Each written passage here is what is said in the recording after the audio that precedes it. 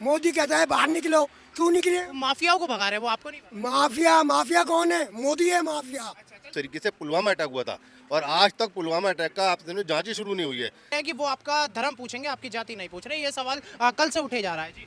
देखिए मैं आपसे पूछना चाहता हूँ, जिस तरीके से अखलाक को मार दिया गया, जुनैद को मार दिया गया, आपने देखा कि दो बच्चे पलवल में मारे गए। मोनू मानेसर नाम का आदमी था, उसने सिर्फ नाम देकर उनको जिंदा जला दिया गया। कि जो हिंदू है वो चारा है और मुसलमान ही केवल भाई है।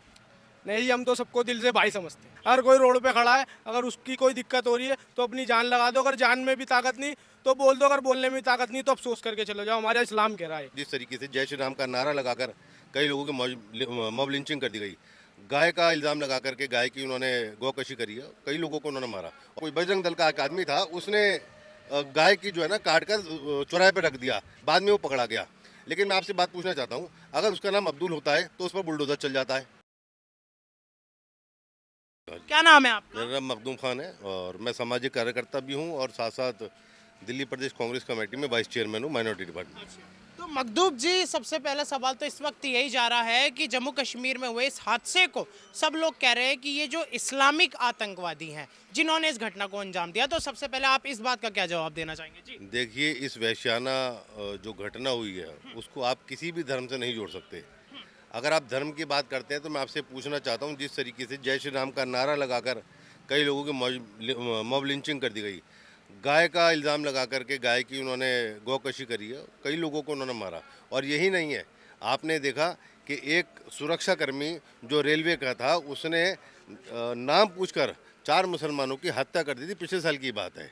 तो मैं आपसे पूछना चाहता हूँ, ये अभी का सिलसिला नहीं, पहले से सिलसिला चलता आ रहा है, लेकिन इसको इस आग में घी कौन डालता है? ये वही संगठन है। आपने देखा कि अभी कुछ दिन पहले ही करनी सेना का या कोई बजरंग दल का एक आदमी था, उसने गाय की जो है ना काट कर चौराहे पर रख दिया, बाद में वो पकड़ा गया। लेकिन मैं आपसे बात पूछना चाहता हूँ, अगर उसका नाम अब्दुल होता है तो उस पर बुलडोज़र चल जाता है। ठीक है, अभी 36 गाय मरी हैं, भूखी प्यासी मरी हैं छावला में। उसके खिलाफ किसी बजरंग दल ने, किसी वीएचपी ने प्रदर्शन नहीं करा। क्यों नहीं करा? क्योंकि उसका नाम अब्दुल नहीं था। तो इसका मकसद मतलब यही है कि ये लोग सिर्फ मजहब देखते हैं कि मारने वाला कौन है। इनको चेयरमैन साहब, कश्मीर में जो वारदात अंजाम हुई उनसे भी यही पूछा गया कि आप कौन है, मुसलमान हैं या कौन है? ये देखिए जानवर हैं, इनका मुसलमान से, इनका कश्मीरियत से कोई लेना देना नहीं है। इनका मकसद है दहशत फैलाना। दूसरी बात मैं आपसे कहता हूँ, जिस तरीके से पुलवामा अटैक हुआ था और आज तक पुलवामा अटैक का आप समझो जांच ही शुरू नहीं हुई है। देवेंद्र सिंह जो यहाँ का डीएसपी था, वो 2 आतंकियों के साथ गया था, लेकिन उसके बाद उसको ज़मानत मिल जाती है। ये हमारे मुल्क का कानून है क्या? दूसरी बात मैं आपसे पूछना चाहता हूँ, ये जो राफेल हैं, ये जो मिसाइलें हैं, जो नाग मिसाइलें और जो मिसाइलें हैं, वो क्या शो पीस के लिए हैं? उसका इस्तेमाल क्यों नहीं करती सरकार? और दूसरी बात मैं आपसे कहना चाहता हूँ, जिस तरीके से इन्होंने देश का बेड़ा गर्क कर दिया हिंदू मुस्लिम करके, इस वक्त पूरा जो समाज है, पूरा हिंदुस्तान है, एक साथ कंधे से कंधे मिला के खड़ा है और हम सब लोग श्रद्धांजलि देते हैं और उनको अकीदा पेश करते हैं जिन लोगों ने अपनी जान गंवाई है। इमरान जी, इस वक्त लोग केवल एक ही बात उठा रहे हैं कि भाई जो है वो केवल वही है और चारा जो है बहुसंख्यक समाज बनता जा रहा है। यह कह रहे हैं कि वो आपका धर्म पूछेंगे, आपकी जाति नहीं पूछ रहे, ये सवाल कल से उठे जा रहा है जी। देखिए मैं आपसे पूछना चाहता हूँ, जिस तरीके से अखलाक को मार दिया गया, जुनैद को मार दिया गया, आपने देखा कि 2 बच्चे पलवल में मारे गए। मोनू मानेसर नाम का आदमी था, उसने सिर्फ नाम देकर उनको जिंदा जला दिया गया। और बात यही नहीं है, आपने देखा कि उड़ीसा में ग्राम स्टेंस, कई साल पहले की बात है, दारा सिंह नाम का एक आतंकी जो किसी संगठन से जुड़ा हुआ था, उसने जिंदा जला दिया 2 बच्चों को, ग्राम स्टेंस को, उनके 2 बच्चों के साथ सूमो में जला दिया गया था। तब उन्होंने क्या उसकी पहचान नहीं करी थी कि हिंदू है, मुस्लिम, सिख, ईसाई हैं? आपने देखा कि जिस तरीके से बॉयकॉट की बात करना शुरू कर देते हैं, क्या वो आतंकवादी वो नहीं है? कि जिस तरीके से अलगाववाद पैदा कर रहे हैं पूरे हिंदुस्तान के अंदर, उत्तराखंड में आपने देखा एक तरफ से इन्होंने शुरू कर दिया है। दूसरी बात मैं आपसे कहना चाहता हूँ, इन्होंने देश का बेड़ा गर्क कर दिया है और बगैर इन लोगों के जब तक इन पर कार्रवाई नहीं होगी बात होने वाली नहीं है। सबसे बड़ी बात चेयरमैन साहब इस वक्त यही है कि 4 आतंकियों में से 2 ढेर हो चुके हैं और इस तमाम वारदात की जिम्मेदारी जो है लश्कर ए तैयबान यानी पाकिस्तान के जो आतंकी संगठन है उन्होंने उठा ली है, उन्होंने अपने ऊपर जिम्मा ले लिया है। ये किस तरीके का जो है ये पाकिस्तान के बारे में आप क्या कहना चाहेंगे जी? देखिए 2014 से पहले जो मोदी जी लाल आंख दिखाते थे, क्या उन आंखों का क्या हुआ? क्या रंग फीका पड़ गया? मैं आपसे पूछना चाहता हूँ, मोदी जी जुमलों से बात नहीं बनेगी। अमित शाह साहब का बेटा है वो तो सेट हो चुका है, लेकिन हमारे जो बच्चे हैं वो आज अपनी जान की कीमत गंवाते फिर रहे हैं। उन्हें ये समझना चाहिए कि इन जुमलों से हम आजिज हो गए, तंग आ गए। कम से कम हमें इसका रद्द-बदल चाहिए, इस पे हमला करें और कम से कम एक ऐसा अंकुश लगा दिया जाए कि फिर दोबारा ये आतंकी हिम्मत न कर सके हिंदुस्तान की सरजमी पे आने का। सर क्या लगता है कि पाकिस्तान में वापस से सर्जिकल स्ट्राइक की ज़रूरत आप देखते हैं कि जो हुकूमत है देश की वो इस काम को अंजाम दे? नहीं, सर्जिकल की स्ट्राइक की कोई ज़रूरत नहीं, युद्ध की ज़रूरत है। सर्जिकल स्ट्राइक तो हो गया, थोड़ा बहुत हमने वो कर दिया। जब तक सफाया नहीं होगा आतंकवादी संगठनों का, जब तक इस तरह वारदातें होती रहेंगी। ये जुमलों से हम बहुत परेशान हो चुके हैं, थक चुके हैं। अब मैं कश्मीर 3-4 बार होकर आ चुका हूँ।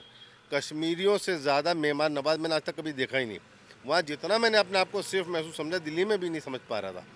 दूसरी बात यह है कि उनका सीज़न आने वाला है। इस सीज़न में अगर वो इस तरह के वारदात करते हैं, कोई कश्मीरी वारदात करता है, तो जाहिर सी बात है वो अपने ही नुकसान कर रहा है। तो ये जो बाहर से लोग आते हैं, जबकि आपने ये देखा कि धारा 370 लगा दी, इन्होंने नोटबंदी कर दी, पूरी जनता इनके साथ कंधे से कंधा मिलाकर खड़ी हुई। उसके बाद जब ऐसी आतंकवादी घटनाएं घट जाती हैं तो इसके लिए पूरा जिम्मेदार अमित शाह और मोदी हैं। कुछ लोग इसको अब जैसा कि आपने शुरू में बात कही है, तो क्या मैं चेयरमैन साहब एक सबसे बड़ा सवाल कर रहा हूँ, लोग आज भी कह रहे हैं कि हिंदू जो है वो खतरे में है।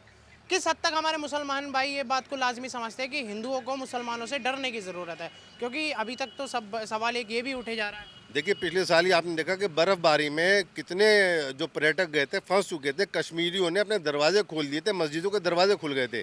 और जिसी महाकुंभ की बात ये करते हैं, महाकुंभ में इन्होंने बॉयकॉट की बात करी, लेकिन जब वहाँ पर आपने देखा कि भगदड़ मची तो मुसलमानों ने अपनी मस्जिद मदरसे खोल दिए। ये सिर्फ आपको बेवकूफ़ बनाने के लिए, ताकि आप एक दूसरे से डरते रहें और इनका अपना काम होता रहे। इनका बेटा AICC सचिव बनता रहे और आपका और मेरा बेटा डिग्रियाँ लेकर घूमता रहे। 1,60,000 सुरक्षा कर्मियों की कमी है फौज में, इसका जिम्मेदार कौन है? आज मेरा और आपका बच्चा जब फौज में जाता था उसे ये बात पता होती थी कि मेरा जो फ्यूचर है वो सिक्योर है, वो अपनी जान कुर्बान देने के लिए तैयार होता था। लेकिन आज अग्निवीर स्कीम जो उन्होंने लाई है, जिस तरीके से छोटे जो हमारे नौजवान बच्चे हैं उनके ऊपर भीतरघात हुआ है कि हम मेहनत कर रहे हैं, मेहनत करने के बाद हमें यही नहीं पता कि हमारी नौकरी 4 साल की होगी, उम्र भर की होगी। तो एक बात और मैं आपसे कहना चाहता हूँ, इस मुल्क में हम लोग मोहब्बत के साथ रहते आए और रहते आएंगे। यही काम अंग्रेज़ों ने किया था, यही अंग्रेज़ों के दलाल वो कर रहे हैं कि हमें आपस में लड़वाएं और अपना वोट जो है ना, अपना वोट लें और सत्ता में आ जाएं। लेकिन जनता समझ चुकी है। जिस तरीके से पुलवामा में आपने ये देखा कि मोदी जी के लिए 7,000 करोड़ का हवाई जहाज आ जाता है, और जब राज्यपाल ने कहा, मलिक साहब ने कहा कि भाई इतने सारे ट्रूप्स जा रहे हैं, इनके लिए आप कम से कम हेलीकॉप्टर का इंतजाम किए, उनके लिए हेलीकॉप्टर का इंतजाम नहीं किया गया। और सिर्फ एक ही बस जो बुलेट प्रूफ नहीं थी, तो आतंकवादियों को कैसे पता कि ये वाली बस बुलेट प्रूफ नहीं है? रॉन्ग साइड से आ रहे हैं, 300 किलो RDX लेके आ रहे हैं। ये जाहिर सी बात है, जब IB का फेलियर है, कहीं ना कहीं इसमें अंदरूनी वो है। यानी अभी तक जो है सुरक्षा का बल में जो है कमी आ रही है, लेकिन जलते हुए चिराग यूं ही नहीं बुझे होंगे, जलते हुए चिराग यूं ही नहीं बुझे होंगे। गद्दारों में ज़रूर कोई अपने छुपे हुए होंगे। देवेंद्र DSP जो है, उस जैसे लोगों ने जिस तरीके से आतंकवादियों को लेके गए, जो आपके हमारे सामने था, लेकिन आज DSP को भी जमानत मिल चुकी है, आपके हमारे सामने है। तो इसके पीछे कौन लोग हैं, इसका पता लगाना चाहिए। बिल्कुल। क्या नाम है आपका? शादाब नाम है। अच्छा शादाब जी, तो शादाब भाई बतौर युवा क्या एक सोच रख रहे हैं आप इस पूरी घटना स्थल को लेकर, जहाँ पर जो है मजहब पूछकर जान ले ली जाती है? भाई देखो, आतंकवाद का कोई धर्म नहीं होता, चाहे वो हिंदू हो चाहे मुसलमान हो। आतंकवाद आतंकवादी होता है। इनकी भाई कड़ी इनको फांसी होनी चाहिए। लोगों ने कहा कि मुसलमान नहीं थे वो तो कर दिया, तो इसे अब लोग मजहब से कहीं ना कहीं कनेक्शन दे रहे हैं। नहीं, लोग कह रहे हैं कि देश के ताज में ही लोग सेफ नहीं है, तो दिल में कैसे होंगे, जो कि राजधानी दिल की है जी। सही बोल रहे हैं भाई, मखदूम खान ने जो कहा बिल्कुल बेहतर कहा, भाई ने भी कहा कोई धर्म नहीं होता, इस पे सही है। लोग आज कह रहे हैं कि हमें मुसलमानों से डर के रहना चाहिए, तो इस बात पे आप एक क्या हम तो सबसे मोहब्बत रखते हैं जी, कोई चाहे हमारी दुकान है मशीन की कोने पे, कस्टमर आते हैं, हिंदू भी आते हैं मुसलमान भी आते हैं, हम ये नहीं समझते हिंदू है मुसलमान, हम तो भाई समझते हैं। हमारा धर्म ये कहता है सब भाई हैं सब खून है, हम सबसे मोहब्बत रखते हैं। कोई आता पानी को पूछता है, खाने को पूछता है, हम खाना भी खिलाते हैं, हर चीज़ से हम खड़े रहते हैं, अपनी जान तक अड़ा देते हैं हम हर किसी के लिए। अच्छा, आपने कभी ये वाली बात सोची होगी कि जो हिंदू है वो चारा है और मुसलमान ही केवल भाई है? नहीं, हम तो सबको दिल से भाई समझते हैं, कोई भी हो, चाहे इसके अंदर चाहे हिंदू हो चाहे मुसलमान हो, सब हम दिल से भाई समझते हैं। हमारा इस्लाम ये सिखाता है सबकी मदद करो, अगर तुम्हारे बदन में जान है, अगर कोई रोड पे खड़ा है, अगर उसकी कोई दिक्कत हो रही है तो अपनी जान लगा दो, अगर जान में भी ताकत नहीं तो बोल दो, अगर बोलने में भी ताकत नहीं तो अफसोस करके चले जाओ, हमारा इस्लाम कह रहा है। हाँ, तो क्या क्या हश्र होना चाहिए उन आतंकियों के साथ जिस तरीके से उन्होंने 27 मासूमों की जान ले ली और 20 घायल है इस घटना में? भाई फांसी होनी चाहिए, गलत तो गलत है, चाहे कोई भी, उसमें मैं क्यों ना हूँ, अगर मैंने गलत कराया तो मेरे को भी जो होना चाहिए, जो कानून कहेगा वो करना चाहिए। अच्छा, ये गांधी जी का हमारा क्या था नारा? हिंदू मुस्लिम सिख ईसाई मेरे हैं 4 सिपाही। तो हमने हिंदुस्तान को जो आज़ाद कराया था ना, हमने सबने मिलके कराया था, उसमें मुसलमान भी थे। मुसलमानों का नाम क्यों नहीं आता?